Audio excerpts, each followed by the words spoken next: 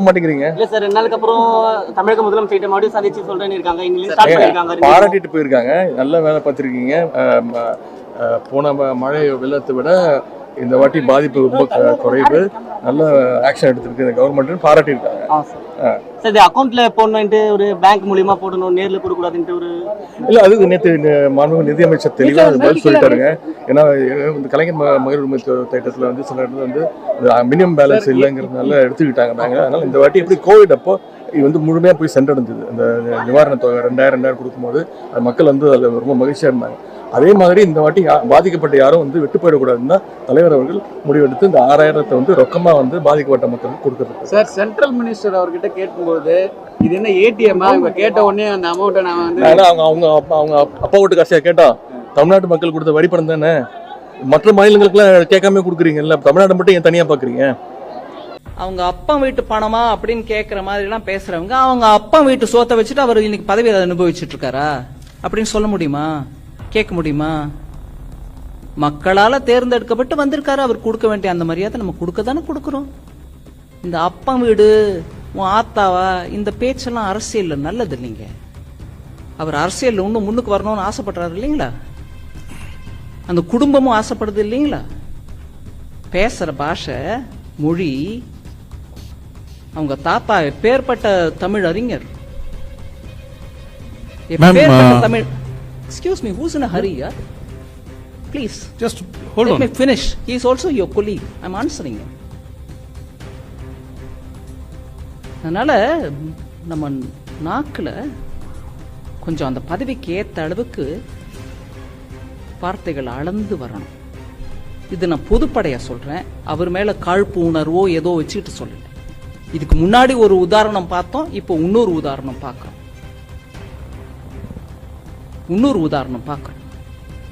மக்கள் அங்க மழையில அவஸ்தைப்பட்டு இருக்கும்போது அனுப்பி கொடுத்தது சென்ட்ரல் கவர்மெண்ட் டிசாஸ்டர் ரிலீஃப்னு. அட்வான்ஸா பணத்தை 12ஆம் தேதி டிசம்பருக்குள்ள 900 ரூபாய் கொடுத்து 900 கோடி கொடுத்துருக்கோம். அது ஏன் அப்பா சொத்துனோ உங்க அப்பா சொத்துனோ நான் சொல்ல மாட்டேன், எப்போதும் சொல்ல மாட்டேன். பொறுப்புள்ள பதவியில் இருக்கிறவங்க அந்த பொறுப்பை உணர்ந்து பேச தயவு பண்ணி நீங்க அடுத்த தடவை நீங்க அவருக்கு முன்னாடி இருந்து கேள்வி கேட்கும் போது கூட சொல்லுங்க, அந்த அம்மா இப்படி பேசினாங்க, நம்ம எல்லாரும் கூட யோசிச்சு பேசணுங்க. கொடுத்துட்டாங்க, அவங்க கொடுக்க வேண்டிய பணத்தை முதல்ல கொடுத்துட்டாங்க. இந்த டீம் வந்து பார்த்துட்டு போன பிறகு நீங்களும் அதுக்கு கலந்து ஆலோசனை பண்ணி உங்களுக்கு சொல்ல வேண்டியதெல்லாம் சொன்ன பிறகு அவங்க போய் ப்ரொசீஜரலி என்ன பண்ணுவாங்க. உங்க அப்பாவும் போய் பிரதமரை பார்த்துட்டு வந்திருக்காங்க, அதனால பண்ணுவாங்க.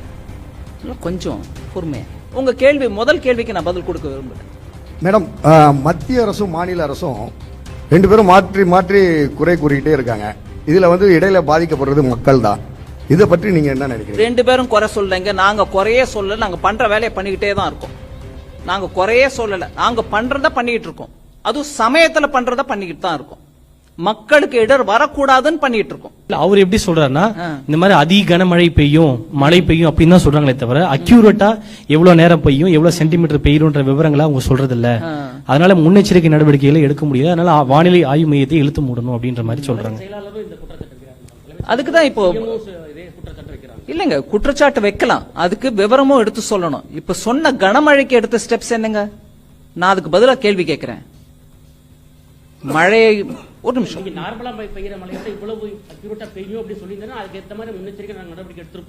சரி நார்மலா பெய்யறத விட ஜாஸ்தியா பெய்யும்ன்றதுக்கு எடுத்த ஏற்பாடு என்ன?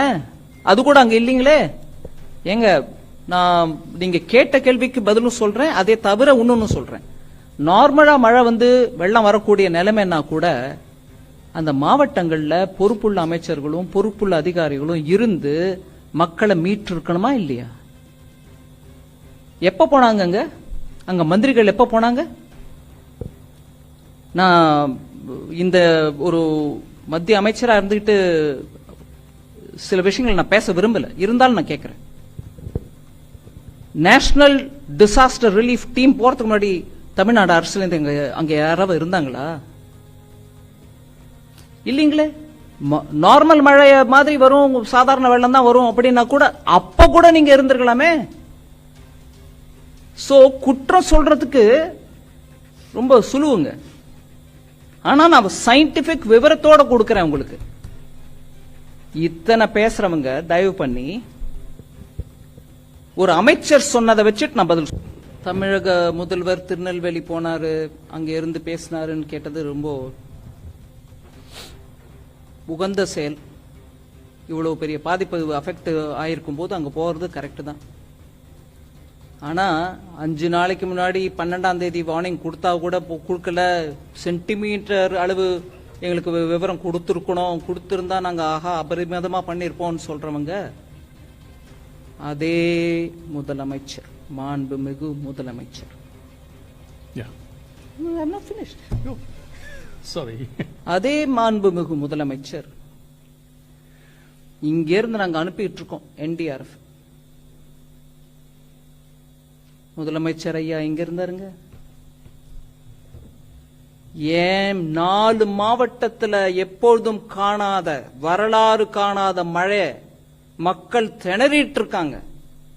மத்திய அரசே எனக்கு NDRF கொடுத்து அனுப்பு, நானும் அங்க இருந்து நான் நிவாரண பணியை பார்ப்பேன்னு சொல்லாம டெல்லியில இருந்தாருங்க. இன்னைக்கு ஒரு 4 நாள் கழிச்சு போய் திருநெல்வேலியில, 3 நாள் கழிச்சு போய் திருநெல்வேலியில் நின்னுக்கிட்டு அவர் பேசுறாருன்னா நாங்க கேட்டுக்கிறோம், அந்த மரியாதை கொடுத்து கேட்டுக்கிறோம். ஆனா இன்னைக்கு நாள் முழுக்க டெல்லியில இருந்துட்டு பிரதமர் ஐயாவை ஏன் மீட்டிங் எல்லாம் முடிஞ்ச பிறகு நான் வந்து உங்களை பாப்பேங்க, போற போக்கில் பார்த்துட்டு போவேங்கன்னு அந்த தோரணையில டைம் கேட்டு, அவரும் ஐயோ தமிழ்நாட்டில இருந்து முக்கிய முதலமைச்சர் வந்திருக்காருன்னு ராத்திரி ஆனாலும் பணம் டைம் கொடுத்து அப்பாயின்மெண்ட் கொடுத்து பார்த்து பேசியிருக்காங்க.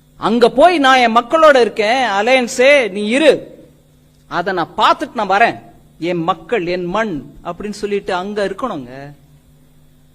அது இல்லாம வாய்க்கு என்ன வந்துச்சு நஷ்டம் அப்படின்னு சொல்லிட்டு எனக்கு 12,000 16,000 எதுக்கு எவ்வளவு கொடுக்கணுமோ அது கொடுப்பாங்க. நான் அதை கமெண்ட் பண்ணல. 12,000 ஜாஸ்தின்னு சொல்ல, 16,000 குறைச்சல்னு சொல்லல. இங்க முழு நாளும் இருந்து விட்டு அந்த மாவட்ட மக்களை பத்தி எங்க கிட்ட பேசுறீங்களா? நாங்க அதுக்கு முதல் நாளே அனுப்பி கொடுத்துட்டோங்க NDRF 4,000 கோடி. அதுல நான் இப்பவே உங்களை கேட்கிறேன், 92% செலவாயிடுச்சுன்னு சொன்ன அமைச்சரே மழை வந்த பிறகு 42% தான் செலவாயிருக்குன்னு சொன்னா எதை நம்புறது மக்கள்? நீங்க 92% செலவழிச்ச பிறகு கூட இப்படி ஆயிருந்தா சொல்லிருக்கலாம். இல்லைங்க எங்களால கூட எதிர்பார்க்க முடியல, 4,000 கோடி செலவு பண்ண பிறகு சென்னை மூழ்கிடுச்சுங்கன்னு சொன்னீங்கன்னா நான் ஒத்துக்கிறேன். நீங்க செலவே பண்ணல, 42 இப்ப நீங்க கரெக்ட் பண்றீங்க. அது அந்த 42 நிஜம்தானா? கேள்வி கேட்கணுமா இருக்கு. அதனால பேசன், சென்னை பேசன் டெவலப்மெண்ட்க்கு கொடுத்த பணம் கூட சரியாக உபயோகப்படவில்லையோ அப்படின்னு நான் கேள்வி கேட்கிறேன். வணக்கம், ஹனிகுமார் ஃப்ரம் தந்தி டிவி. நீங்கள் சொன்னீங்க சென்னை வானிலை மையம் ரொம்ப அதிநவீனமானது, முன்கூட்டியே எச்சரிக்கை கொடுத்துருக்காங்கன்னு. இப்போது அன்புமணி அவர்கள் கூட சொல்லியிருக்காரு சென்னை வானிலை ஆய்வு மையத்தை இழுத்து மூடணும். ஏன்னா வெளிநாடுகளில் ஒரு நாளைக்கு எத்தனை மணி நேரம் எவ்வளோ நேரம் மழை பெய்யும், எவ்வளோ சென்டிமீட்டரில் பெய்யுன்றதுலாம் ரொம்ப அக்யூரேட்டாக கொடுக்குறாங்க. ஆனால் இதில் அந்த மாதிரிலாம் கொடுக்குறதில்ல அப்படின்ற ஒரு குற்றச்சாட்டை முன் வச்சிருக்கிறாரு. அதுக்கு உங்களுடைய பதில்? அந்த குற்றச்சாட்டு சரியானது இல்லை. ஏன்னா நான் இப்போ உங்களுக்கு விளக்கமாக சொன்னேன், 3 டாப்லர்ஸோட இந்த தென் மாவட்டங்களில் வரக்கூடிய இந்த மழையும் இது எக்ஸ்ட்ரீம் ஈவெண்ட்டுன்னு வாங்க, எக்ஸ்ட்ரீம் வெதர் ஈவெண்ட்டுன்னு வாங்க. இந்த மாதிரி ஒரு அதி விருஷ்டி அனாவிருஷ்டிங்கிற அந்த முறையில் ஒரே ஏகமாக மழை பெய்யுது, ஒரு வருஷத்துக்கு பெய்ய வேண்டிய மழை அன்னைக்கு பெய்யுது. இதை இவ்வளவு விவரமா எடுத்து 12ஆம் தேதி சொல்றாங்க. நானும் சொல்றேன் உங்களுக்கு. அவர் எப்படி சொல்றாருன்னா இந்த மாதிரி அதி கனமழை பெய்யும், மழை பெய்யும் அப்படின்னு தான் சொல்றாங்களே தவிர அக்யூரேட்டா எவ்வளவு நேரம் பெய்யும், எவ்வளவு சென்டிமீட்டர் பெய்யும்ன்ற விவரங்களை அவங்க சொல்றது இல்ல. அதனால முன்னெச்சரிக்கை நடவடிக்கைகளை எடுக்க முடியல. அதனால வானிலை ஆய்வு மையத்தை இழுத்து மூடணும் அப்படின்ற மாதிரி சொல்றாங்க. அதுக்கு தான் இப்போ இல்லைங்க, குற்றச்சாட்டு வைக்கலாம், அதுக்கு விவரமும் எடுத்து சொல்லணும். இப்ப சொன்ன கனமழைக்கு எடுத்த ஸ்டெப்ஸ் என்னங்க? நான் அதுக்கு பதிலாக கேள்வி கேட்கிறேன். மழை ஒரு நிமிஷம்,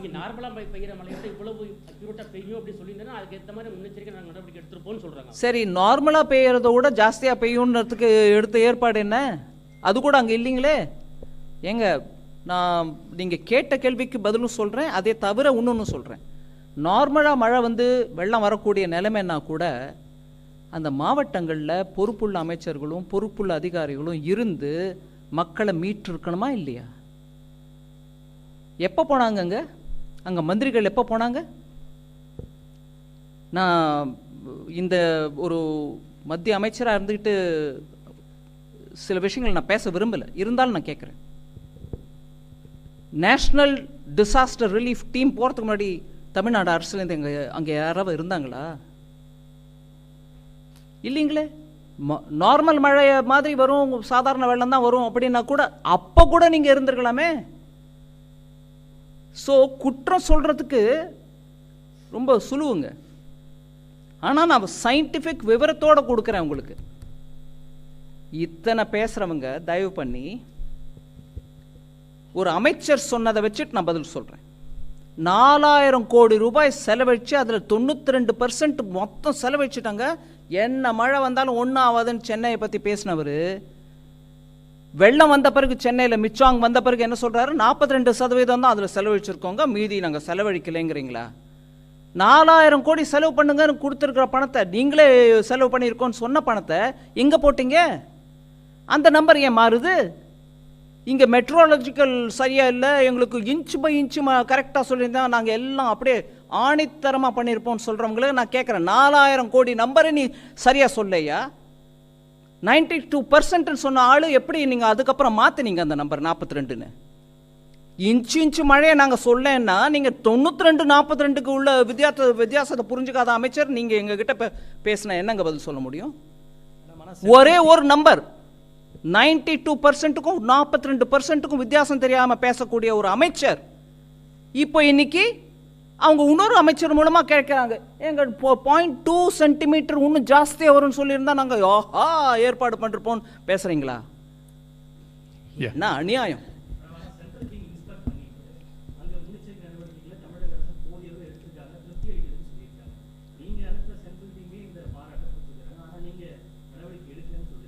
நான் நடவடிக்கை எடுக்கலன்னு நான் பேசவே இல்லை. அங்கே எடுத்திருந்தா இந்த நிலைமை வந்திருக்குமான்னு கேட்குறேன். 92% சொல்லி அதை மழை வந்ததுக்கு அப்புறம் 42 பேசுகிற அமைச்சர்கள் இருக்கும்போது மத்திய அமைச்சர்கள் டீம் வந்துட்டு நல்லா இருக்கு, நீங்கள் கொடுத்த டேட்டா வச்சு சொல்லிருப்பாங்க. நீங்கள் 92 சொன்னப்போ நல்லா இருக்குங்கிறோம், நீங்களே வந்து இல்லைங்க 92 இல்லை 42 சொன்னீங்கன்னா அதையும் நீங்கள் கேட்கணுங்க. எங்களை கேளுங்க, நாங்கள் பதில் கொடுக்குறோம். அங்கே கேளுங்க, 4000 கோடியில் 42 தான் செலவழிச்சிருக்கீங்க சென்னையிலன்னா, இன்னும் டாப்ளரை வச்சுட்டு இன்ச்சு பை இன்ச்சு மழை கேட்குறீங்களா? என்னது இருக்கிற ஸ்டெப்ஸுக்கு நீங்கள் என்ன எடுத்தீங்கன்னு கேட்குறேன். நான் 12ஆம் தேதி வார்னிங் கொடுத்தது, எங்களுக்கு சமயத்தில் வார்னிங் கொடுக்குறேன்னு சொன்னவங்களே நான் கேட்குறேன். 12ஆம் தேதி 5 நாளைக்கு முன்னாடி கொடுத்த வார்னிங் இல்லைங்கிறீங்களா? அப்போ நீங்கள் சொல்கிறீங்களா 12ஆம் தேதி வார்னிங் கொடுக்கலன்னு? Yeah, please go ahead.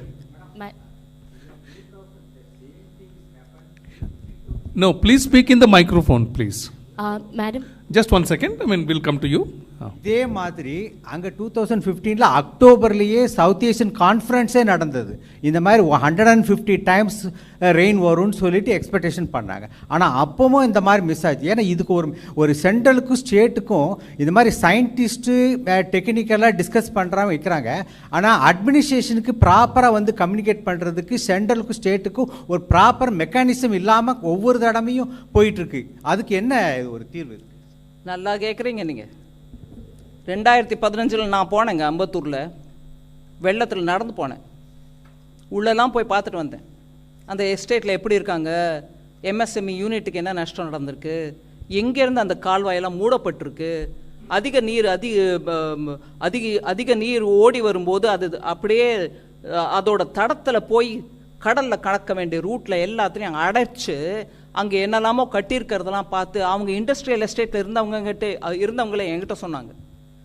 இதை தவிர நான் இன்னைக்கு சொல்ல வேண்டிய விஷயம் ஒன்று சொல்லாமல் விட்டதுனால அதையும் இப்போ சேர்த்து சொல்கிறேன் உங்களுக்கு. இன்சூரன்ஸ் கம்பெனிகளை 19ஆம் தேதியே அவங்க சென்னையில் போய் உட்காந்து அம்பத்தூர் எஸ்டேட்டில் அந்த டெலிகேஷன் நான் கேட்டேன். நான் அனுப்பி வச்சா இன்சூரன்ஸ் கம்பெனிங்க வந்து உட்கார்றதுக்கு இடம் இருக்கா, இல்லை வேற எங்கேயாவது உட்காரணுமா? இல்லைங்க, எங்கள் எஸ்டேட்லேயே நாங்கள் இடம் கொடுக்குறோம், அனுப்பி வைங்க. எல்லா இன்சூரன்ஸ் கம்பெனியும் போயிருக்காங்க, உடனடியாக அவங்களுக்கு நிவாரணம் கையில் கொடுங்கன்னு சொல்லி அனுப்பியிருக்கிறோம். ஸோ மத்திய அரசு பண்ணிக்கிட்டே இருக்கும். ஆனால் மாநில அரசு இந்த மாதிரி 4 கேள்வியை உங்ககிட்ட பூத்திட்டு எங்களை விட்டு கேட்க சொல்லிகிட்டே இருப்பாங்க, நாங்கள் பதில் கொடுத்துட்டே இருப்போம். அவங்க பண்ண வேண்டிய செயல், அம்பத்தூரில் 2015 வந்த வெள்ளத்துக்கு அப்புறம், அம்பத்தூர்னா தொழில் மையம், அங்க இருக்கக்கூடிய தொழில் படுத்துருச்சுன்னா நம்மளுக்கு வருவாய் தமிழ்நாட்டுக்கு அஃபெக்ட் ஆகுது. 2015 வெள்ளத்துக்கு அப்புறம் என்ன கத்துக்கிட்டீங்க பாடம்? அந்த பாடத்துக்கு ஏற்ப என்ன பண்ணினீங்க? அந்த பாடத்துக்கு ஏற்ப நீங்க பண்ணியிருந்தீங்கன்னா இன்னைக்கு வந்த வெள்ளம் அம்பத்தூர்ல தேங்கி இருக்காது. அங்க இருக்கக்கூடிய ஒவ்வொரு இண்டஸ்ட்ரியும் அஃபெக்ட் ஆயிருக்காது. என்னை வந்து பார்த்து டெலிகேஷன் என்ன கேட்குறாங்க, எங்க 2015 இந்த அவஸ்தைப்படுறோம். நீங்க கேட்குறீங்க மத்திய அரசும் மாநில அரசும், நாங்கள் பண்ணிக்கிட்டே தான் இருக்கோம். நான் உங்களுக்கு எடுத்து ஒவ்வொரு விவரமும், நான் என்னோட ஓப்பனிங் ஸ்டேட்மெண்ட்டில் இவ்வளோ விவரம் கொடுக்க வேண்டாம், நான் உங்களுக்கு ஒரு கிறிஸ்பாக சொல்லிட்டு இருக்கேன். எடுத்த செயல் என்னங்க தமிழ்நாட்டில்? அம்பத்தூர் இன்னைக்கு மூழ்கி இருக்கு. பணம் மாத்திரம் கொடுக்குறோம், எவ்வளவுனோ கொடுக்குறோம், இன்னைக்கும் கொடுக்குறோம். என்ன நடந்துச்சு அங்க? ஒரு ரயில்வே லைன் கடியில் கட்டின பாலத்தில் தண்ணி திரும்பி எஸ்டேட்டுக்குள்ளவே வருது. அது மத்திய அரசு பொறுப்பா? அங்க தொழில்துறையில் இருக்கிறவங்கள போய் கேளுங்க. Yeah. Please go ahead. No, please speak in the microphone only. யாருங்க? Here. யார் கேட்குறா? கொஞ்சம் மைக்ல கேளுங்க.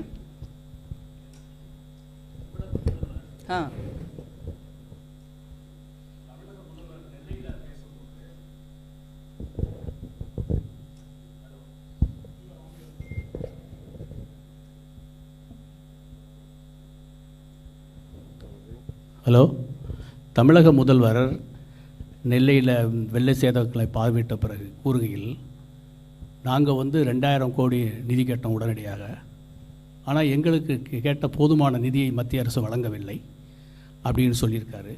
இங்கே பிரதமரை பார்ப்பதற்கு முன்பு கூட 12000 கோடி நாங்கள் கேட்க உள்ளோம் அப்படின்னு சொல்லியிருக்காரு. அவர் பேசும்போது கூட என்ன சொன்னார்னா, இன்ஃபர்மேஷன் கொடுத்தாங்க எங்களுக்கு, ஆனால் அதிகமான மழை வரும் என்ற இன்ஃபர்மேஷனை கொடுக்கல. எங்களுடைய களப்பணியாளர்கள் முன்னாடி போய் அதிகாரிகள் 5 அமைச்சர்கள் உள்பட எல்லாருமே முன்கூட்டியே வேலை செய்தார்கள்.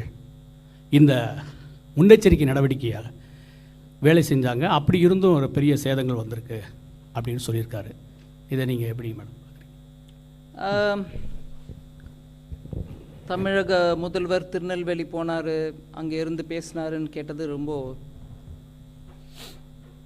உகந்த செயல். இவ்வளோ பெரிய பாதிப்பு அஃபெக்ட் ஆகிருக்கும் போது அங்கே போகிறது கரெக்டு தான். ஆனால் 5 நாளைக்கு முன்னாடி 12ஆம் தேதி வார்னிங் கொடுத்தா கூட கொடுக்கல, சென்டிமீட்டர் அளவு எங்களுக்கு விவரம் கொடுத்துருக்கணும், கொடுத்துருந்தா நாங்கள் அபரிமிதமாக பண்ணியிருப்போம்னு சொல்கிறவங்க அதே முதலமைச்சர், மாண்புமிகு முதலமைச்சர். I'm not finished. Sorry. அதே மாண்புமிகு முதலமைச்சர் இங்கேருந்து நாங்கள் அனுப்பிட்டு இருக்கோம் NDRF. முதலமைச்சர் ஐயா இங்க இருந்தாருங்க. ஏன் 4 மாவட்டத்தில் எப்பொழுதும் காணாத, வரலாறு காணாத மழை, மக்கள் திணறிட்டு இருக்காங்க. மத்திய அரசே எனக்கு NDRF கொடுத்து அனுப்பு, நானும் அங்க இருந்து நான் நிவாரண பணியை பார்ப்பேன்னு சொல்லாம டெல்லியில் இருந்தாருங்க. இன்னைக்கு ஒரு 4 நாள் கழிச்சு போய் திருநெல்வேலியில், 3 நாள் கழிச்சு போய் திருநெல்வேலியில் நின்றுக்கிட்டு அவர் பேசுறாருன்னா நாங்கள் கேட்டுக்கிறோம், அது மரியாதை கொடுத்து கேட்டுக்கிறோம். ஆனால் இன்னைக்கு நாள் முழுக்க தில்லியில் இருந்துட்டு பிரதமர் ஐயாவை ஏன் மீட்டிங்லாம் முடிஞ்ச பிறகு நான் உங்களை பார்ப்பேங்க, போகிற போக்கில் பார்த்துட்டு போவேங்கன்னு அந்த தோரணையில் டைம் கேட்டு, அவரும் ஐயோ தமிழ்நாட்டிலேருந்து முதலமைச்சர் வந்திருக்காருன்னு ராத்திரி ஆனாலும் டைம் கொடுத்து அப்பாயின்மெண்ட் கொடுத்து பார்த்து பேசியிருக்காங்க. இதுலேருந்து அவருடைய ப்ரையாரிட்டி என்னன்னு நான் புரிஞ்சுக்கணுமா இருக்கு. நாங்கள் பணம் கேட்டிருக்கோம், பெரிய அமௌண்ட் கேட்டிருக்கோம் அப்படின்னு சொல்றது ரொம்ப நல்லது. அதுக்கு வேணுங்கிற அளவு டீம்ஸ் போயிருக்காங்க, பார்ப்பாங்க, வந்து இங்கே உள்ளாட்சித்துறை அமைச்சர், உள்துறை அமைச்சர்கிட்ட பேசுவாங்க, சொல்லுவாங்க, அதை டிட்டர்மைன் பண்ணுவாங்க. அதுக்கு ஒரு ப்ராசஸ் இருக்கு, இவங்க டீம்ஸ் பார்த்துக்குவாங்க. ஆனால் இந்த பேரிடர்வு நடக்கும்போது முதலமைச்சர் இண்டி அலையன்ஸோட உட்கார்ந்திருந்தார். அங்க போய் நான் என் மக்களோட இருக்கேன், அலையன்ஸே நீ இரு, அதை நான் பார்த்துட்டு நான் வரேன், என் மக்கள் என் மண் அப்படின்னு சொல்லிட்டு அங்க இருக்கணுங்க. அது இல்லாமல் வாய்க்கு என்ன வந்துச்சு நஷ்டம் அப்படின்னு சொல்லிட்டு எனக்கு 12,000 16,000 எதுக்கு எவ்வளோ கொடுக்கணுமோ அது கொடுப்பாங்க. நான் அதை கமெண்ட் பண்ணலை. 12,000 ஜாஸ்தின்னு சொல்ல, 16,000 குறைச்சல்னு சொல்லலை. இங்கே முழு நாளும் இருந்து விட்டு அந்த மாவட்ட மக்களை பற்றி எங்ககிட்ட பேசுறீங்களா? நாங்கள் அதுக்கு முதல் நாளே அனுப்பி கொடுத்துட்டோங்க NDRF. Yes. Wait a second. One by one, please. எல்லாருக்கும் கொடுக்குறோம். ஒரு நிமிஷம் இருங்க. Please, யாருக்கு please. சொல்றாங்களோ One by one. The lady here. Those who have got mic will speak. Please go ahead. Ma'am, Janani from NDTV Profit here. Ma'am, just two questions. You had alluded to the fact that the government had released ahead of time the 450 crore that was also released by December 12th. Has there been any additional? 900 crores. The second installment being? Second was 450, first was 450. Right, ma'am. Has there been any additional request of funds? That's question number one. Question number two, ma'am, you had also alluded that insurance work, already search and survey teams were on the ground and they've been dispatched, and 4 such companies were on ground. Can we get a little update on that if that's possible? No, search and survey teams were sent even earlier, meaning the moment I had the NDRF request put to the Home Minister, I ensured that the teams would also go there in time. Other than that, I had also asked for, that I've said now. Just to, because the information has come from the Home Ministry's official, I'm saying, on 18/12/2023, initially, 10 rescue teams of NDRF, 2 columns of Indian Army, 2 of IAF, which is what I've already told, 1 ship, 1 Navy helicopter, 6 disaster response teams, 2 helicopters of the Indian Coast Guard were mobilized and sent.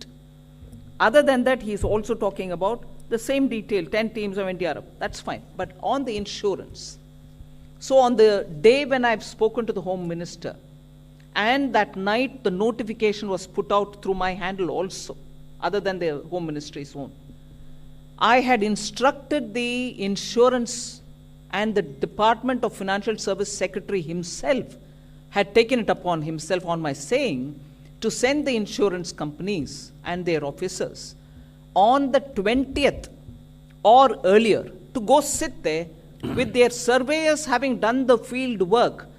People who want to come and give the claims can meet them in person and take it. That is for Ambattur.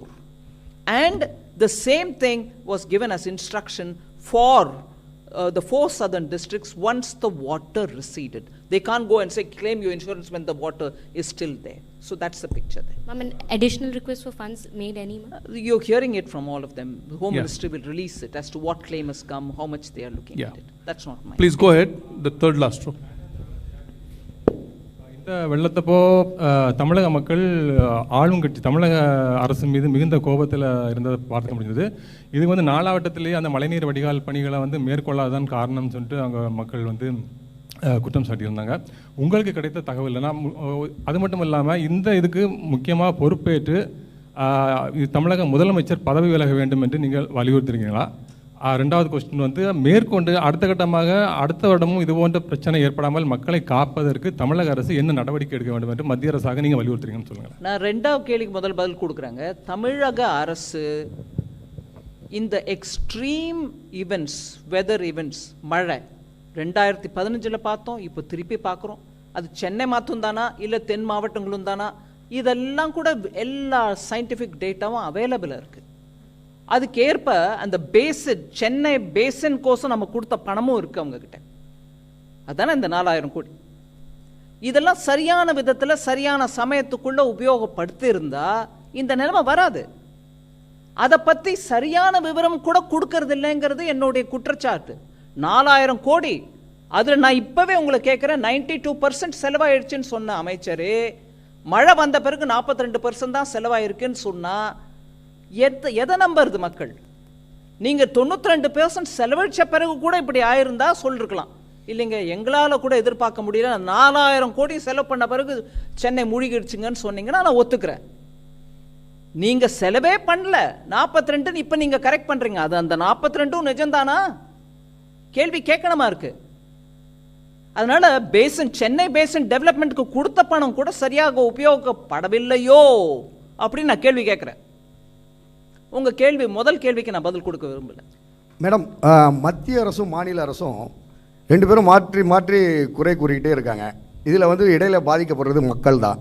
இதை பற்றி நீங்கள் என்ன நினைக்கிறீங்க? ரெண்டு பேரும் குறை சொல்லுங்க. நாங்கள் குறையே சொல்லலை. நாங்கள் பண்ணுற வேலையை பண்ணிக்கிட்டே தான் இருக்கோம். நாங்கள் குறையே சொல்லலை. நாங்கள் பண்ணுறத பண்ணிக்கிட்டு இருக்கோம். அதுவும் சமயத்தில் பண்ணுறத பண்ணிக்கிட்டு தான் இருக்கோம். மக்களுக்கு இடர் வரக்கூடாதுன்னு பண்ணிகிட்டு இருக்கோம்.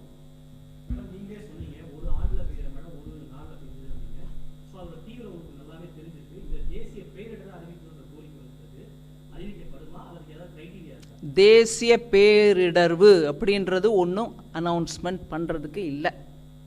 ஏன்னா அந்த அந்த இடத்துல நடந்த நிகழ்ச்சி அப்படிப்பட்டது இல்லை. உத்தராகண்டில் நடந்தது தான் அப்படி நாங்கள் சொல்ல. There is never an announcement.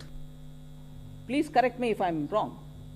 As தேசிய பேரிடர்வு, அதாவது நேஷனல் டிசாஸ்டர்ன்ற அனௌன்ஸ்மெண்ட்டை மத்திய அரசு அனௌன்ஸே பண்ணலை. வேற ஸ்டேட்டுக்கு பண்ணாங்க, தமிழ்நாட்டுக்கு பண்ணல இல்லைங்க. அந்த சிஸ்டமே இல்லைங்க. There is no such thing as announcing that this is a பேரிடர்வு, national disaster. No, there is nothing like that. உத்தராகண்டுக்கும் பண்ணல, வேற எந்த ஸ்டேட்டுக்கும் பண்ணல. There is no thing as announcing a state as a national disaster. இல்ல. Have you ever announced anything as national disaster till now? Will you want to answer him? Never. அதனால ஆனா state லெவல்ல ஒருவேளை state ஒரு டிசாஸ்டர்னு declare பண்ணோன்னு விரும்பினாங்கன்னா அதுக்கு வேணுங்கிற guidelines இவங்க கொடுத்துருக்காங்க. எதெல்லாம் அனௌன்ஸ் பண்ண முடியும்? பெஸ்ட், ஒரேடியாக என்னெல்லாமோ ஒரு விதமான பூச்சிகள் வந்து பழைய நஷ்டப்படுத்திருச்சு பெரிய பெரிய அளவில் அப்படின்னா அதையும் அனௌன்ஸ் பண்ணுங்க. வெள்ளமா அனௌன்ஸ் பண்ணிக்காங்க. அவங்க would you want to explain that you've given guidelines for the states to announce any disaster that they think they want to announce? Do you want to explain that? Yeah. Jindal ji. Yeah, hello. So we have issued guidelines which governs the State Disaster Response Fund, National Disaster Response Fund, right? So these are based on the recommendation of the successive finance commissions. So after the 50th Finance Commission, we have revised the guideline and issued in the year 2022 itself. So under the guidelines, there are 12 notified disasters which are eligible for relief assistance under the SDRF as well as the additional assistance from NDRF. These are cyclone, drought, earthquake, fire, flood, tsunami, hailstorm, landslide, avalanche, cloudburst, pest attack, frost and cold wave. In addition to that, state government have the flexibility of using 10% of their annual allocation for declaring any state local level disaster. So this flexibility with the state government. விளக்கமா இருக்குங்களா? டிசாஸ்டர்னு ஸ்டேட்ல announce பண்ணோன்னா அவங்க announce பண்ணலாம். அது finance commission மூலமாக வரக்கூடிய ரெக்கமெண்டேஷன்ஸை வச்சுக்கிட்டு இவங்களும் அதுக்கு ஏற்ற மாதிரி கைட்லைன்ஸும் கொடுக்குறாங்க. நீங்கள் எதெல்லாம் டிசாஸ்டர் அப்படின்னு ஸ்டேட் லெவலில் சொல்ல முடியும்? அவர் லிஸ்ட் படித்தார் உங்களுக்கு. அந்த எர்த்குவேக்கோ இல்லை வெள்ளமோ அதிகமாக மழையோ இல்லை பயிர் நாசனமோ அப்படின்னு வரிசையாக 12 ஐட்டம் அவர் படிச்சுட்டார். அதை நீங்கள் உங்கள் ஸ்டேட்டில் வேணுன்னா ஃபினான்ஸ் கமிஷனும் அதுக்கு ரெக்கமெண்டேஷன் கொடுத்துருக்குன்றதுனால அனௌன்ஸ் பண்ணிக்கிட்டு உங்ககிட்ட இருக்கிற அந்த ஃபண்ட் இருக்கு பாருங்க, ஸ்டேட் டிசாஸ்டர் ரிலீஃப் ஃபண்ட், அதுலேருந்து 10% வரைக்கும் எடுத்து இதுக்கோசம் உபயோகிக்கலாம் அப்படிங்கிற கைட்லைன்ஸும் கொடுத்துருக்காங்க. அதை தவிர மத்திய அரசு நேஷனல் டிசாஸ்டர்னு ஏன் அனௌன்ஸ் பண்ணல? இல்லைங்க, அந்த சிஸ்டமே இல்லை. இப்போ வரைக்கும் யாருக்கும் அனௌன்ஸ் பண்ணல.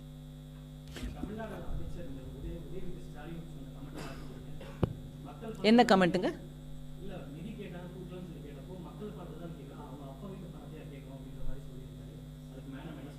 அவங்க பாஷை எப்போதும் அப்படிதானுங்க. அந்த சனாதன தர்மம் போது கூட அப்படிதான் நாங்கள் அழிக்க வரல ஒழிக்கவே வந்திருக்கோம்லாம் பேசினார் இல்லைங்களா? அவரோட பாஷை எப்போதும் அப்படிதான் இருக்கும். One minute.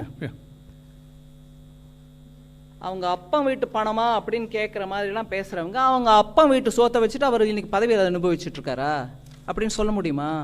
கேட்க முடியுமா? மக்களால் தேர்ந்தெடுக்கப்பட்டு வந்திருக்காரு. அவர் கொடுக்க வேண்டிய அந்த மரியாதை நம்ம கொடுக்க தானே கொடுக்குறோம்.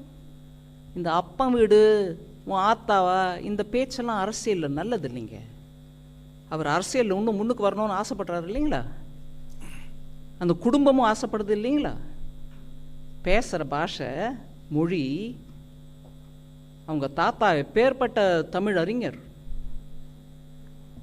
Ma'am, எப்பேற்பட்ட Tamil. Excuse me, who's in a hurry, yaar? Please. Just hold Let on. me finish. He is also your colleague. I'm answering him. அதனால் நம்ம நாக்கில் கொஞ்சம் அந்த பதவிக்கு ஏற்ற அளவுக்கு வார்த்தைகள் அளந்து வரணும். இது நான் பொதுப்படையாக சொல்கிறேன், அவர் மேலே காழ்ப்பு உணர்வோ ஏதோ வச்சுக்கிட்டு சொல்லலை. இதுக்கு முன்னாடி ஒரு உதாரணம் பார்த்தோம், இப்போ இன்னொரு உதாரணம் பார்க்குறோம்.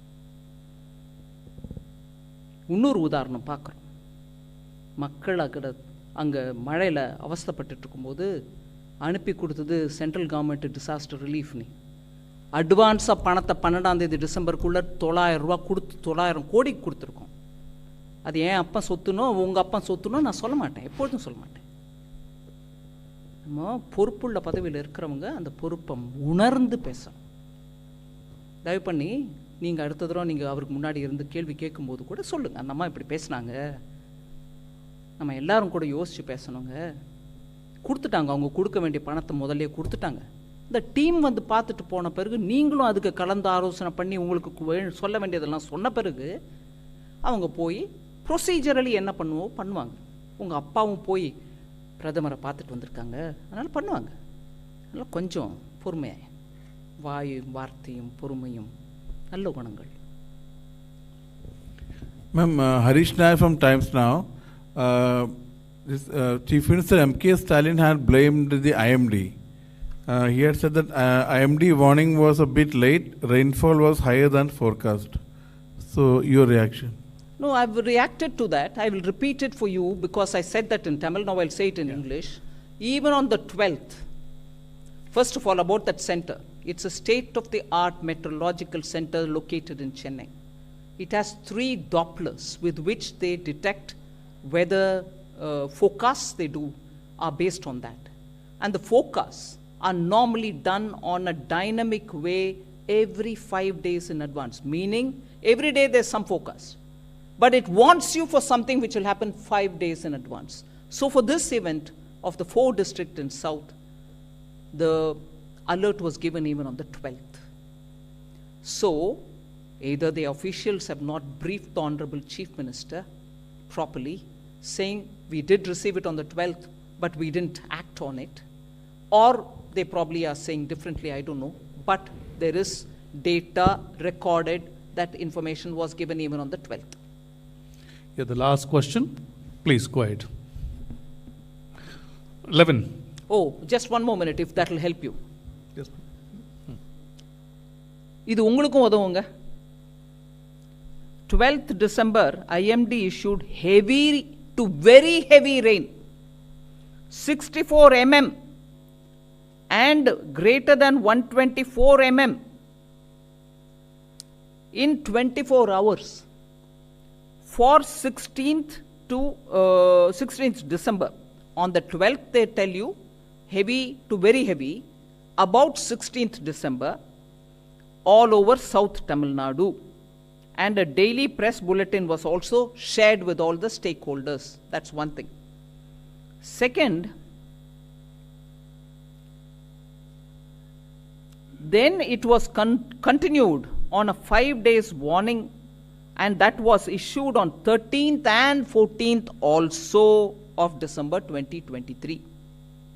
It was further upgraded on 15th December to orange color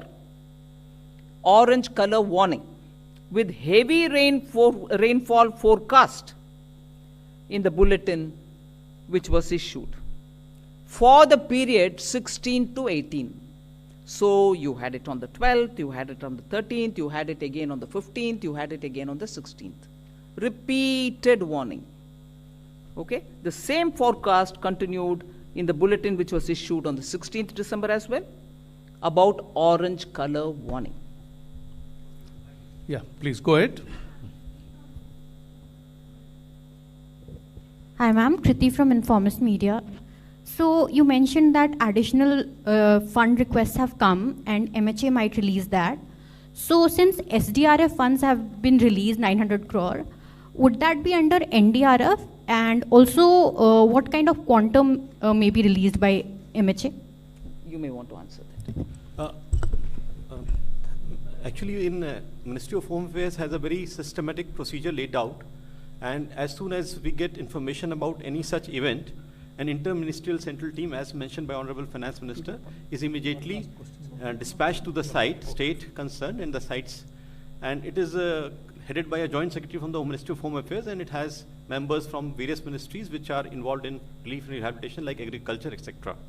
So the team visits the places, interacts extensively with the state government officials. The state government officials are supposed to present details of the damage assessment, and once they do that, immediately the team submits its recommendations to the high-level committee, which is headed by executive committee, which is headed by Union Home Secretary, and then that committee goes through it, and further finally the committee, which is headed by the top apex committee, which is headed by Honorable Home Minister, that approves it. So there's a very systematic procedure, but of course the IMCT, as Honorable Finance Minister has mentioned, it had gone with respect to the cyclone which happened earlier this month from 11 to 14 December. And for this current flooding situation, the team is currently there in Tamil Nadu since December 19. So as soon as we get the assessment from the state government and the report of this interministerial team, immediately the central government will do the needful. Thank you. Yes, please. Ma'am, do you see a gross misutilization of funds given by the center? The fact that floods have occurred in 2015, now it has occurred in... Also spoke about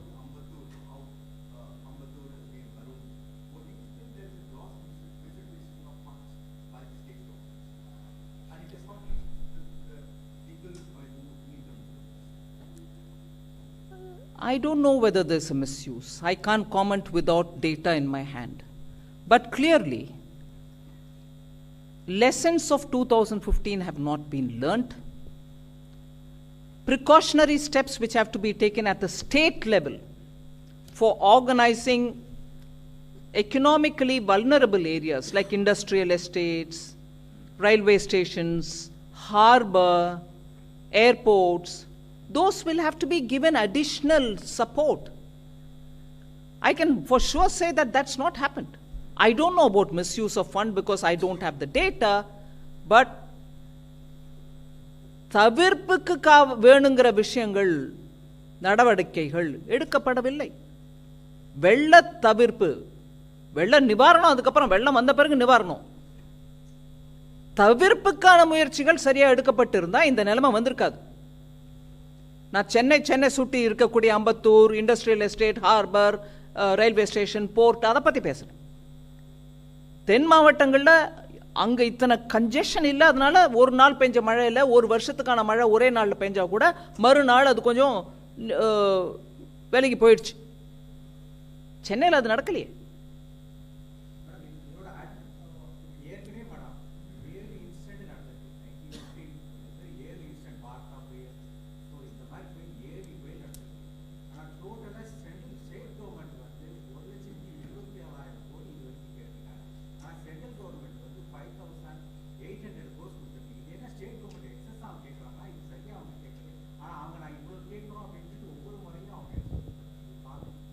இது காரணம் ஒவ்வொரு ஸ்டேட்டில் ஒவ்வொரு விதமாக இருக்கலாம். அதில் நான் இப்போ பெரிய டீட்டெயிலில் போக முடியாது. அது டீட்டெயில் பார்க்குறது ஹோம் மினிஸ்ட்ரி. அவங்க இப்போ தான் நல்லா எக்ஸ்பிளைன் பண்ணாங்க. உங்களுக்கு அதுக்கு ஒரு ப்ராசஸ் இருக்குது.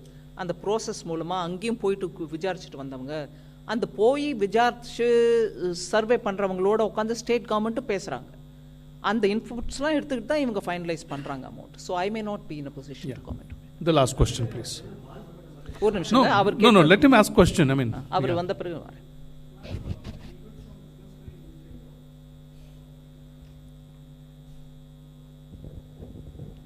Business Line newspaper. This is Srivat's ma'am.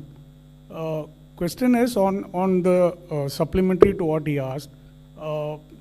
Is there a concept of end utilization audit? Because invariably there is a discrepancy between what the center claims and what the states claim and what the center allocates as part of NDRF proceeds. So is there a concept of CAG audit on how the relief assistance has been utilized? Yes, it will come a bit later with a time lag. So it won't be immediate. So has there But been... 1 minute. Sorry. Has 1 there, minute, yeah. Okay. Has there been such exercises done on the assistance given from 2015 by the center? I may not be able to answer for the Home Ministry on that, but I will tell you one thing. The CAG audits come with a time lag, so we get to know about it a bit later. But if you're using the expression end user, End utilization, which means there is a user for whom you've spent and there is the utilization arising out of it. Chennai, the citizens are the end users. You see how they are in a position to face or not face or struggle in such a situation. The end utilization certificates will come, but the end user is telling you it's not happened. So for a short while till the CAG report comes, you can take this as a end user's assessment. Feedback. Utilization will come through the CAG and the assessment will be done by them. Thank you. One minute. Mike. Tamil Nadu அரசாங்கம் பாதிக்கப்பட்ட மக்களுக்கு 6000 ரூபாய் கொடுத்துக்கிட்டு இருக்காங்க. அந்த நிவாரணத் தொகை போதும்னு நினைக்கிறீங்களா, இல்லை இன்னும் கொஞ்சம் ஜாஸ்தி வழங்கணும் அப்படின்னு நினைக்கிறீங்களா? ரெண்டாவது கொஸ்டின் வந்து, இப்போ எண்ணூரில் இந்த சிபிசிஎல் நிறுவனத்தோட அந்த எண்ணெய் கழிவுகள் கலந்த விவகாரம் ரொம்ப ஒரு பாதிப்பு ஏற்படுத்தியிருக்கு. கிட்டத்தட்ட ஒரு 10-12 கிலோமீட்டர் தூரம். அது இந்த வெள்ளம் சம்பந்தப்பட்டதா இல்லையே? சென்னை வெள்ளம். ஸோ இன்னும் கூட அதோட பாதிப்புகள் வந்திருக்கு. இதுக்கு எப்படி ரெக்டிஃபை பண்ண போகிறோம்? ஆமாங்க. அந்த கழிவுகளில் இன்னும் எடுக்கிறதே பெரிய பிரச்சனையாக இருக்குது. அதில் நிறைய ஹெல்த் ஹசார்ட்ஸ் வேறு மக்களுக்கு வந்துகிட்டு இருக்கு. அதை சென்ட்ரல் கவர்மெண்ட் நம்ம எதுவும் பண்ண போகிறோமா, இல்லை ஸ்டேட்ஸ்க்கு ஏதாவது அதில் பங்கு இருக்கா? ஒரு நிமிஷம். முதல்ல நீங்கள் கேட்ட கேள்விக்கு நான் பதில் சொல்ல முடியாது. 6000 ரூபா பெர் பர்சனுக்கு கொடுக்குறாங்கன்னா அது அவங்க இஷ்டம், அவங்க கொடுக்குறாங்க. நான் அதை பற்றி காமெண்ட் பண்ணலை. அவங்க அதை கொடுத்தது யாருக்கு கொடுக்குறாங்கன்றது நம்மளுக்கு தெரியுதா? இன்னைக்கு தேதிக்கு மக்களுடைய பணம் அப்பா சொத்தான்னு கேட்குற அந்த கவர்மெண்ட்டில் கொடுக்குற பணம் டைரக்ட் பெனிஃபிட் ட்ரான்ஸ்ஃபர் மூலமாக அக்கௌண்ட்டுக்கு கொடுங்க. அப்போ யாருக்கு ஆக்சுவலாக கொடுத்துருக்காங்கன்னு நீங்களும் பார்க்க முடியும். அவர் கேட்குற மாதிரி சிஏஜியும் யூட்டிலைசேஷன் சர்டிஃபிகேட் மூலமாக பார்க்க முடியும். இப்போ நீங்கள் கொடுக்குறது யாருக்கு? நிஜமாக வெள்ளத்தில் அமிட்டு அவங்களுக்கு கொடுக்குறீங்கன்னு நினச்சிக்கிறேன் நான். அதை பற்றி நான் கேள்வி கேட்க முடியாது. ஏன் கேஷாக கொடுக்குறீங்க? அது கவர்மெண்ட் பணம் தானே. என் அப்பா சொத்து இல்லையே, உங்கள் அப்பா சொத்து இல்லையே. போடுங்க டைரக்ட் பெனிஃபிட் ட்ரான்ஸ்ஃபர் மூலமாக அக்கௌண்ட்டில். அதுதான் நான் கேட்குறேன். 6000 போதுமா இல்லையா, கொடுக்கணுமா இல்லையா, அந்த பேச்சுக்கே நான் வரல.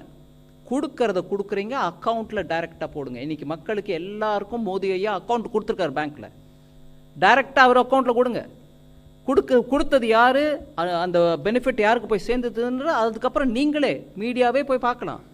இன்றைக்கி ஒரு ஃபோட்டோ 2 ஃபோட்டோ மூலமாக அந்த 6000 சீட்டு கட்டு மாதிரி இப்படி வச்சுக்கிட்டு ஃபோட்டோ எடுக்கிறத விட அது பெட்டராக